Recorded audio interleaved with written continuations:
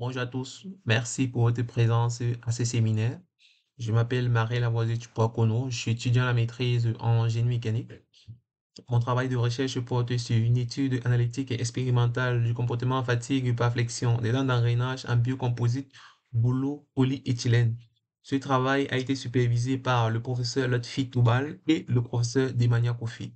Sans plus tarder, on va passer au plan de cette présentation. Tout d'abord, on va présenter une mise en contexte de notre étude, suivie de la problématique de notre étude. On va également présenter quelles étaient nos questions de recherche.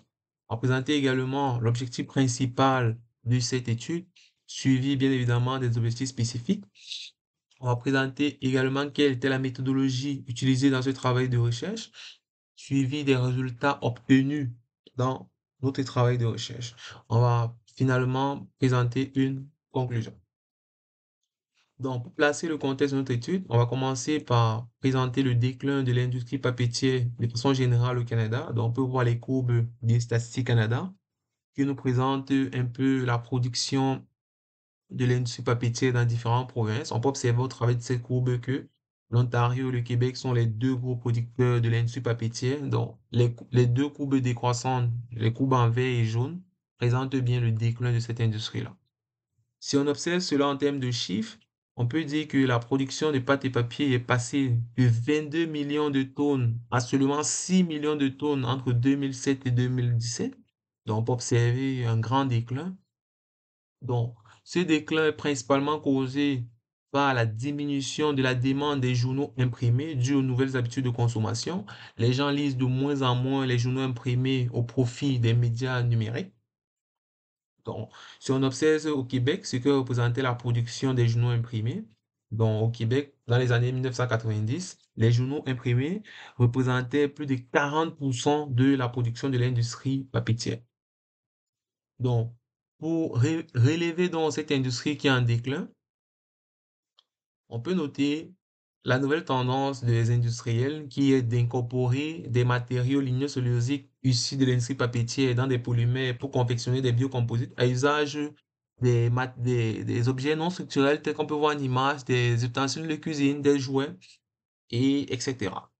Donc, le développement donc, de cette biocomposite permet non seulement de revaloriser l'industrie papetière dont on a présenté son déclin, mais aussi permet également de réduire l'usage intensif des matières plastiques. On sait que l'usage intensif des matières plastiques cause des problèmes de durabilité, notamment la pollution et l'épuisement des ressources pétrolières. Donc, si on observe les tendances des matières plastiques qui est en éternel au fil des années, la production de matières plastiques ne fait qu'augmenter. Ceci n'est pas sans conséquence puisqu'on peut observer une grosse production de déchets plastiques. Le Canada qui se positionne parmi les plus gros producteurs de déchets plastiques. Donc, on sait pour des plastiques qui se recyclent bien, comme le polyéthylène, seuls 9% des matières plastiques sont recyclées après les cycles de vie. Donc, les biocomposites donc sont aujourd'hui une réalité de l'industrie de la plasturgie. Le biocomposite offre un bon rapport propriété-densité avec un faible coût et un impact limité sur l'environnement.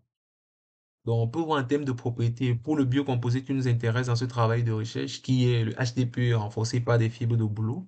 Donc, d'un point de vue propriété mécanique, donc, ce matériau a déjà été caractérisé à l'échelle de l'éprouvette par plusieurs chercheurs. Donc, on peut voir dans les travaux de Fissal qui a caractérisé le matériau en traction. Donc, on peut voir le module d'élasticité du biocomposite H2P fibre de bouleau renforcé de 40 et 50% de bouleau qui présente des propriétés comparables aux plastiques techniques tels que le nylon. Donc, on voit une propriété, par exemple, pour le HDPE renforcé 50% des bouleaux qui part jusqu'à 4,19 gigapascal.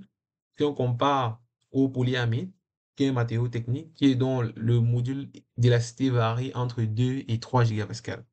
Donc, d'un point de vue propriété mécanique en flexion, on voit bien dans les travaux de Mèchery que le HDP renforcé de 40% de boulot présente des caractéristiques intéressantes par rapport à encore le polyamide. Et on voit bien les comparaisons qui se comparent très bien.